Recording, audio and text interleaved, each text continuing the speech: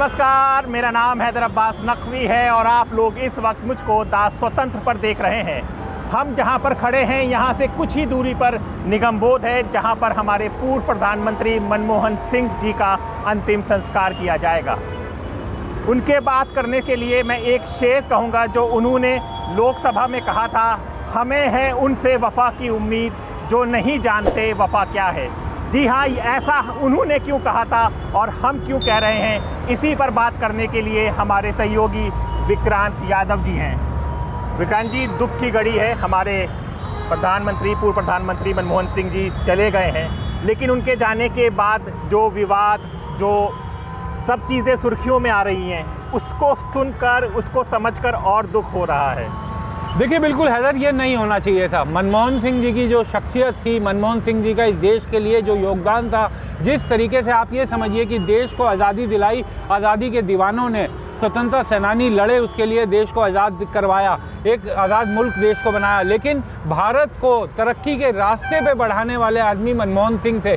देश में अगर वो आर्थिक सुधारों का रास्ता नहीं खोलते तो शायद आज भारत वहाँ नहीं होता जहाँ दुनिया भारत को देखती है। आज जो देश भर में, दुनिया भर में कहा जाता है कि भारत के जयकारे लगते हैं, भारत के पासपोर्ट की वैल्यू बढ़ गई है, तो वो तमाम चीज़ें इसी कारण है कि मनमोहन सिंह ने इस देश को आर्थिक सुधारों की एक नई गति दी। और मैं बिल्कुल कहूँगा कि जिस तरीके का योगदान देश को आज़ादी दिलाने वाले नायकों का था, उससे कमतर श्रेणी मनमोहन सिंह के ये योगदान की नहीं थी। तो इस तरीके का विवाद उनके अंतिम यात्रा को लेकर, उनके स्मारक को लेकर नहीं होनी चाहिए थी। विक्रांत, हमारे दर्शक जो दिल्ली में हैं वो तो है, लेकिन हमारे रूरल एरिया में भी बहुत से दर्शक हैं और आपको पता है कि मेन स्ट्रीम मीडिया सही तरह से खबरें नहीं पहुंचाता है। तो हम ये जानना चाहते थे कि कांग्रेस की क्या डिमांड थी उनकी अंतिम यात्रा को लेकर और बीजेपी ने उसको क्या मना किया है, क्या कारण दिए हैं? देखिए, कांग्रेस की तरफ से और जो भी मनमोहन सिंह को चाहने वाले थे, उनकी तरफ से ये कहा गया था कि जिस तरीके से अटल बिहारी वाजपेयी का, आपको याद होगा, पूर्व प्रधानमंत्री थे, डेथ हुई उनकी, उसके बाद उनका जो अंतिम संस्कार हुआ, उसके लिए तुरंत सदैव अटल की जगह जो है मुकर्रर की गई और वहीं पर उनका अंतिम संस्कार हुआ। इसी तर्ज पर कांग्रेस के नेताओं, समर्थकों, मनमोहन सिंह के चाहने वालों की और तमाम अक्रॉस द पार्टीज को कांग्रेस से नहीं जोड़ना चाहिए, क्योंकि कई विरोधी दलों के नेताओं ने भी जो कांग्रेस के खिलाफ, देश के प्रधानमंत्री, बिल्कुल देश के प्रधानमंत्री, और मनमोहन सिंह की शख्सियत किसी एक पार्टी में बंधी हुई शख्सियत नहीं थी। तो उनकी तरफ से कहा गया था कि एक हमें ऐसा स्मारक जगह दीजिए जहां पर उनका अंतिम संस्कार किया जा सके, दिल्ली में ही दे दीजिए, और जो शांतिवन, राजघाट, इसके आसपास का एरिया, वहीं पर कोई जगह मिल जाए ताकि वहीं पर उनका अंतिम संस्कार हो सके और वहीं पर उनका एक स्मारक भी बनाया जा सके। निश्चित तौर पर अगर देखा जाए तो कोई गलत मांग ये नहीं थी, बहुत ही जायज़ मांग थी और मनमोहन सिंह के योगदान को देखते हुए देश ये दे सकता था।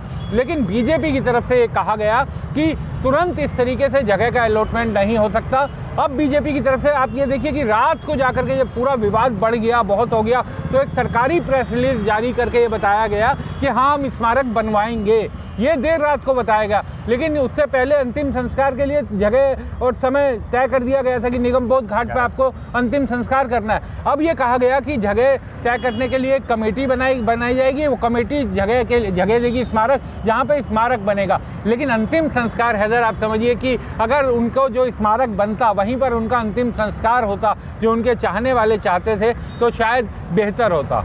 बिल्कुल, और ये इस बात को भी करता है कि हमारी सरकार, जो अभी की सत्तारूढ़ सरकार है, वो हर चीज़ में ये दावा करती है कि हम वन विंडो कर रहे हैं, यानी कि कोई भी आपके कार्यक्रम है, जो भी आपका प्रोग्राम है, आप एक खिड़की पे जाकर सब कुछ हो जाता है। वहीं पर अगर पूर्व प्रधानमंत्री के लिए ये चीज़ कही जा रही है, इसके लिए इतना देर हो रही है और इस तरह से किया जा रहा है, ये सच में दुख देता है। अब इसके बाद की क्या है, अंतिम सरकार के बाद क्या चीज़ आप सोच रहे हैं कि अगर मनमोहन सिंह को हम देखें तो सबसे ज़्यादा जो कोलिशन गवर्नमेंट को उन्होंने 10 साल चलाया है, जो बांध के रखा है और अपने उनके सारे जो कार्यक्रम हैं, इस तरह से किस तरह से उनका कद हमारा देश से लेकर दुनिया तक में देखा जाता है, इस पे भी कुछ बताइए। मनमोहन सिंह जी के लिए आप ये समझिए कि दुनिया भर से संदेश आए हैं, दुनिया भर से। अब ये कहा जाता है कि भारत जो है वो एक मजबूत नेतृत्व के साथ आगे बढ़ रहा है। प्रधानमंत्री नरेंद्र मोदी को लेकर बीजेपी और उनके समर्थक कहते हैं, लेकिन हैदर ये देश हमेशा से मजबूत था। ये देश जब से आज़ाद हुआ है तब से मजबूत था। चाहे आप पंडित जवाहरलाल नेहरू से बात कीजिए, और ये बात सही है कि जितने भी प्रधानमंत्री आए उन्होंने अपना अपना योगदान देकर देश को और आगे बढ़ाया। तो मनमोहन सिंह का कार्यकाल निश्चित तौर पर इसलिए याद रखा जाएगा कि उन्होंने, जब वो वित्त मंत्री थे, उन्होंने आर्थिक सुधारों की रास्ता खोला, और जब वो प्रधानमंत्री बने, आप ये समझिए कि इस देश में कोई बच्चा पढ़ाई से महरूम ना रह जाए। शिक्षा का अधिकार, राइट टू एजुकेशन उन्होंने दिया कि हर हाथ को काम मिले। उसके लिए नरेगा लेकर आए, जिसको बाद में मनरेगा किया गया। नरेगा एक कम से कम गरीब आदमी को उनकी साल में फिक्स कर देता है कि इतने दिन आपको काम मिलेगा। अगर हम ये बात करें कि जिस तरीके से शिक्षा को लेकर कहा मैंने, ऐसे ही right to food, Manmohan Singh का अधिकार, इस देश में सूचना का अधिकार कि लोगों तक सूचना पहुंची जा सके, लोगों के पास ये अधिकार होगी वो अपनी सरकार को जवाबदेह ठहरा सके, तो सूचना का अधिकार लेकर मनमोहन सिंह आए। तो इस तरीके के तमाम कानून, मनमोहन सिंह को आप मोहन मोहन कह करके उनके विरोधी अक्सर उन पर ताना तंज कसते थे, लेकिन मनमोहन सिंह ने साबित किया अपने कार्यकाल से कि जब आप मजबूत होते हैं तो आपको बोलना नहीं पड़ता अपने काम के लिए, आपके कर्म आपके कामों को दिखाते हैं और ये बताते हैं कि आप कितने मजबूत हैं। और मनमोहन सिंह का पूरा कार्यकाल बहुत ही मजबूत कार्यकाल है। उनके बहुत लोगों ने उनकी जिस तरीके से ये कहा, कई तरह की आलोचना करते थे, लेकिन अगर हम एक समग्रता में देखेंगे तो मनमोहन सिंह का कार्यकाल इस देश को आगे बढ़ाने की जो रफ्तार थी उसमें बहुत ही यादगार और सुनहरे अक्षरों में लिखा जाएगा। और दो बहुत इंपॉर्टेंट चीज़ मैं भी इसमें ऐड कर दूं कि एक तो वो शख्स ने कभी अपनी गरीबी का रोना नहीं रोया, अपने